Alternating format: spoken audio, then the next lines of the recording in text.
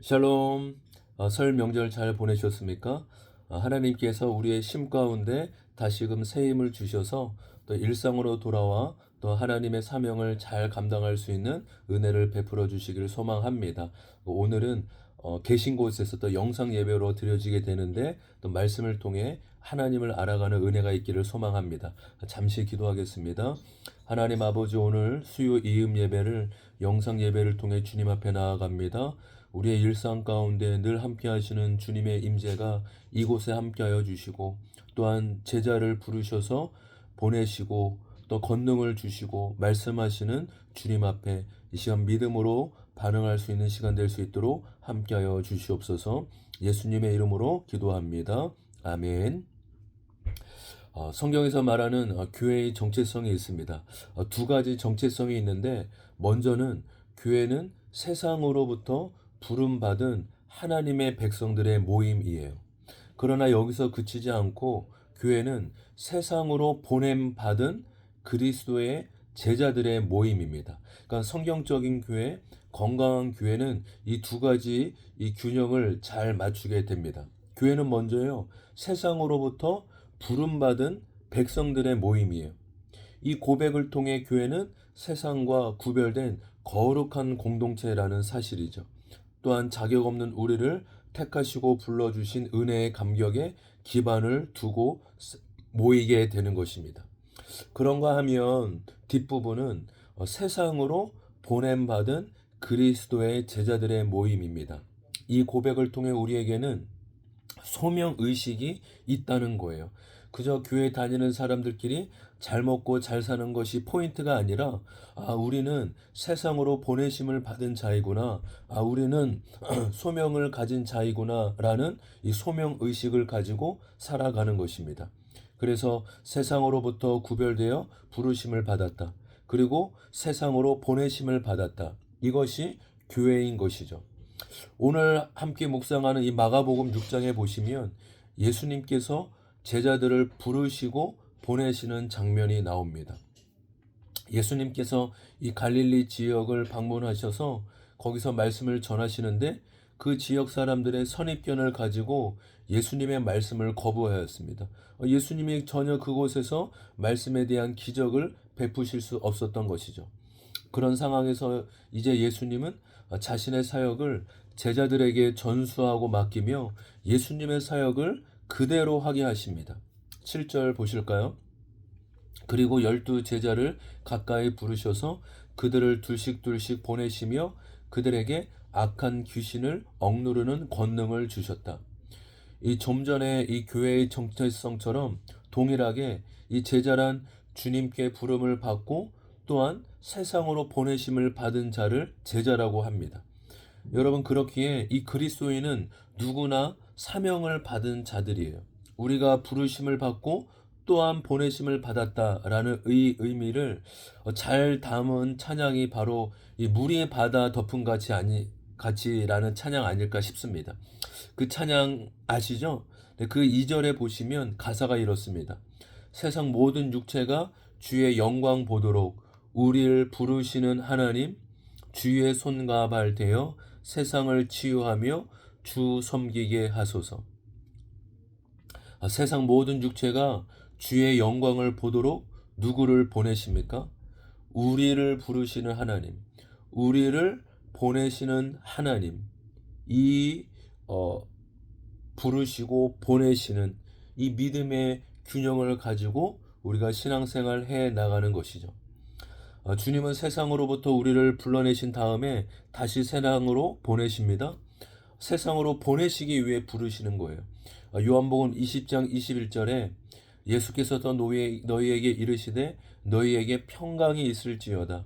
아버지께서 나를 보내신 것 같이 나도 너희를 보내노라 라고 말씀하십니다. 본문에서도 예수님은 제자들을 보내시는데 두 명이 한 조가 돼서 둘씩 보내시죠. 이 유대 사회에서는 증인을 세울 때 반드시 두 사람 이상이어야 했습니다. 그 증인은 한 사람보다 두 사람이면 더 확실해집니다. 이런 어떤 법적인 또 율법적인 이유도 있었고요. 또한 실제적인 이유도 있었습니다. 복음을 전하는 일은 쉬운 일이 아니기 때문에 두려움이 있을 수 있었죠. 그래서 누군가 내 옆에 함께 믿음으로 있다라는 것은 굉장히 큰 용기를 갖게 해줍니다. 또한 복음을 누군가에게 전할 때 이웃이 찾아오면 방해를 받게 될 때 그때 옆에 있던 사람이 응대를 할 수 있는 것이죠. 그래서 율법적으로도 그렇고 또 실제적인 이유 때문에 둘씩 파송하여 보내는 것입니다. 우리가 주님으로부터 부르심을 받고 보내심을 받을 때 이 소명 받은 자로 꼭 지녀야 될 자세가 오늘 8절에 나와요. 바로 명하심이라는 단어입니다. 명하심. 그리고 그들에게 명하시기를 길을 떠날 때에는 제자는 주님께 부르심을 받고 보내심도 받습니다. 그리고 주님이 주시는 권능도 받습니다. 그러나 이 세 가지만이 아니라 반드시 명하심이 필요합니다. 명하심이란 무엇입니까? 내 마음대로 내가 내키는 대로 일하는 사람이 아니라는 거예요. 그 스포츠를 보시면 이 대단한 선수들이 참 많습니다. 지금도 이제 설날에 보니까 동계올림픽 이렇게 시즌이더라고요. 그 선수들 중에 이 슈퍼스타라고 아주 유능한 선수들이 있습니다. 그런데요, 이 슈퍼스타는 단지 운동이나 게임만 잘하는 선수가 아닙니다. 이 감독이나 코치의 작전을 잘 수행하고 이 적시적소에 그 전략을 이행하는 선수예요. 단지 내 잘난 맛에 내가 다 해보겠다고 자기 판단만 믿고 경기하는 선수는요, 오래 가지 못합니다. 왜냐하면 경기는 감독, 코치의 작전 아래 함께하는 것이기 때문입니다. 이 감독의 작전 명령을 그대로 수행하는 선수가 탁월한 선수인 것이죠. 내가 힘세다고, 내가 더 잘한다고 자기 멋대로 하면 팀에 아무런 도움이 되지 않는 선수가 되기 마련입니다.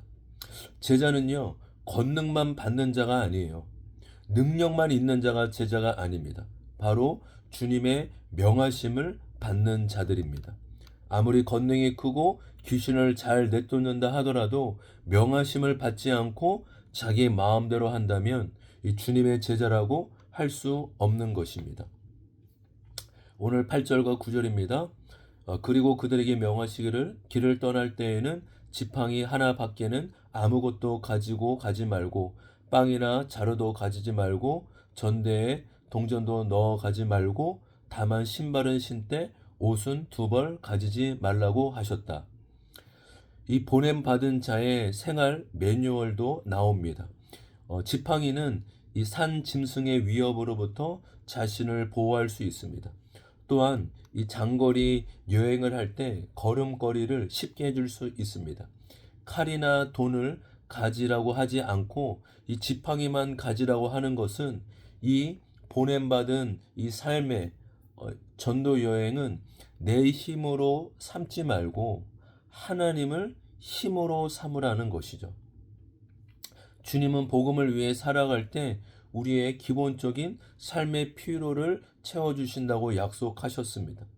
그런데 미리 준비하고 가는 것이 아니라 나가면 주님 앞에 믿음으로 순종하고 나가면 주님이 책임져 주시고 붙들어 주신다는 약속이에요. 하나님 나라를 위해 살아가는 사람들의 삶의 방식입니다. 그러니까 모든 것이 완벽하게 준비된 상태에서 나가는 것이 아니에요. 내 문제를 다 해결하고 난 뒤에가 아닙니다. 하나님 말씀의 순종이 먼저입니다. 그 다음은 하나님에게 달려있고 하나님의 몫인 것이죠. 물론 이 처음부터 위탁이 쉽게 되는 것은 아닙니다. 그러니까 아무도 모르는 곳에 돈 없이 가면 어떻게 하겠어요? 그러나 주님이요, 걱정하지 말라고 하십니다. 이 단기 선교를 가봐도요, 너무 많은 것을 챙겨가면 현지에서 그때그때 공급해 주시는 은혜를 누리지 못해요.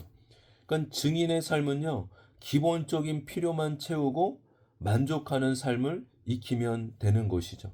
그러면 나머지는 하나님이 그때그때에 맞게끔 책임져 주십니다. 특별히 내가 복음을 전했는데 복음을 받아들이고 회심하면 그 사람이 필요를 채워줘요. 자고 가라고 하기도 하고 먹을 것을 주기도 하고 또 다른 지역으로 가려면 필요한 것을 여비도 챙겨줍니다. 그런 것들이 하나님의 채우심, 하나님의 공급하심이죠. 처음에는 안 될 것으로 보이지만 그렇지 않습니다. 오히려 그러한 삶이 하나님께 내가 해야 될 것은 하고 하나님께 맡겨야 될 것은 맡기는 그 믿음의 삶, 하나님 앞에 맡기며 나아가는 삶이 정말로 주님이 인도하시고 또 평안으로 역사하시는 삶임을 믿습니다. 그래서 다시 한번 우리의 삶을 돌아보며 내가 하나님께 맡겨야 될 것이 무엇인지 다시금 우리의 가정과 또 우리의 삶의 여러 가지 영역들을 맡기며 나아갈 수 있는 은혜가 있기를 소망합니다. 10절 11절입니다. 또 그들에게 말씀하셨다. 어디서 어느 집에 들어가든지 그곳을 떠날 때까지 거기에 머물러 있어라. 어느 곳에든지 너희를 영접하지 않거나 너희의 말을 듣지 않거든 그곳을 떠날 때에 너의 발에 묻은 먼지를 떨어서 그들을 고발할 증거물로 삼아라. 아멘. 어디를 가든지 환영하는 곳이 있고 거부하는 곳이 있다라는 거예요. 환영하지 않고 말을 듣지 않으면 미련을 두지 말고 떠나라고 하셨습니다. 그렇다고 그 매몰차게 떠나라는 말이 아니죠. 최대한 예의를 갖추라는 것입니다. 복음을 받아들이지 않는 곳에서 너무 많은 시간과 에너지를 쏟지 말라고 하십니다.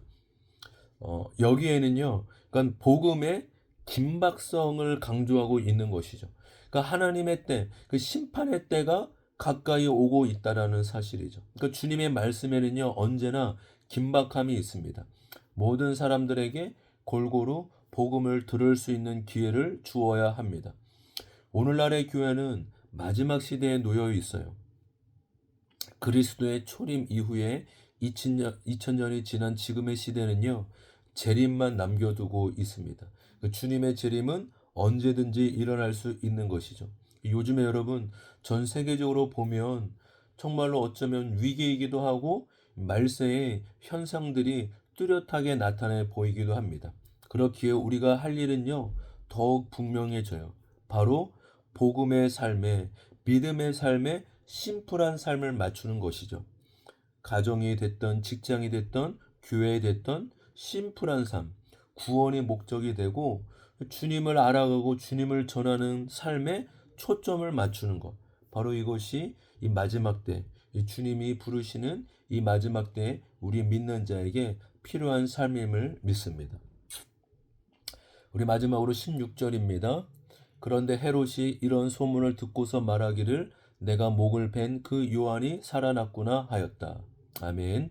바로 그 14절에 보면 예수의 이름이 이 제자들의 복음 전파와 권능 사역을 통해 예수님의 이름이 드러나게 됩니다. 그 6장 시작에는 이 마리아의 아들 목수라고 불리던 그가 이제 왕궁에 있던 헤롯의 귀까지 들릴 정도로 예수님의 이름이 유명해졌어요. 하지만 그 유명함이요, 예수를 구원자로 모시는 데까지는 가지 않습니다. 모두 한 사람을 바라보고 있었음에도 그에 대해 각각 다르게 해석하고 있었기 때문이죠. 이쪽에서는 엘리야다고 하고 저쪽에서는 옛 선지자 중에 하나라고 할 뿐입니다. 그러니까 자기 입장과 생각이 있는 그대로의 예수를 바라보지 못하게 하는 것입니다. 여러분, 동일하게 우리의 삶에 내 생각, 내 마음, 우리가 말씀 앞에 날마다 말씀이 통치고 말씀이 기준인 삶을 살아가는 은혜가 있기를 소망해요. 그래서 내 선입견과 내 경험을 내려놓고 말씀이 뭐라고 하는지, 나를 향해 어떻게 주님 말씀하시고 인도하시는지를 알아갈 수 있는 은혜가 있기를 소망합니다. 동일하게 우리의 삶에도 예수의 이름이 드러나야 합니다. 나의 삶과 나의 간증을 통해 예수가 드러나고 예수가 전해져야 되는 것이죠. 이것이 부름을 받은 우리의 사명이기 때문인 것입니다. 그래서 우리가 이 설 명절 연휴를 마감하고 또 다시 일상으로 돌아가는 이때 주님, 나를 부르신 그곳에 예수의 이름이 드러나게 하여 주시옵소서. 나의 섬김과 나의 부르신 사명을 통해 예수의 영광, 예수의 은혜가 드러나는 하나님 놀라운 능력이 나타나게 하여 주시옵소서. 그렇게 소망하며 나아가는 저와 우리 귀한 성도님 되시길 주님의 이름으로 소망합니다. 잠시 기도하겠습니다. 하나님 아버지, 우리를 부르시고 보내시고 권능을 주시고 또한 정말로 명하시는 주님 앞에 우리가 날마다 믿음으로 반응할 수 있는 은혜가 있게 하여 주시옵소서. 그리스도의 제자란 자신의 뜻대로 자신의 마음대로 행하는 자가 아닌 명하심을 받은 대로 주님이 말씀하신 대로 행하고 삶을 살아가는 자임을 믿습니다. 우리의 삶이 날마다 주님의 말씀에 인도하심을 받게 하여 주시고 주님의 뒤를 따라가는 은혜가 있게 하여 주시옵소서. 또 이제 내일이면 일상의 삶으로 돌아갑니다. 보내신 그곳이 주님의 사명지가 되게 하여 주시고 주님의 이름의 전파가 일어날 수 있도록 역사하여 주시옵소서. 우리가 기도하오니 주님 긍휼을 베풀어 주시고 주의 은혜의 능력으로 우리를 붙잡아 주시옵소서. 그래서 우리의 삶에 나의 삶과 나의 간증을 통해 오직 예수 그리스도 구원자 되신 주님의 이름만이 드높여질 수 있도록 성령 하나님 함께하여 주시고 은혜로 역사하여 주시옵소서. 그렇게 일하실 주님께 감사드리며 예수님의 이름으로 기도하옵나이다. 아멘. 아멘. 오늘도 삶의 자리에서 예배하며 또 주님께 나아간 우리 귀한 성도님을 축복합니다. 남은 한 주간도 믿음 안에서 승리하는 우리 저와 여러분 되길 주님의 이름으로 소망합니다. 축복합니다.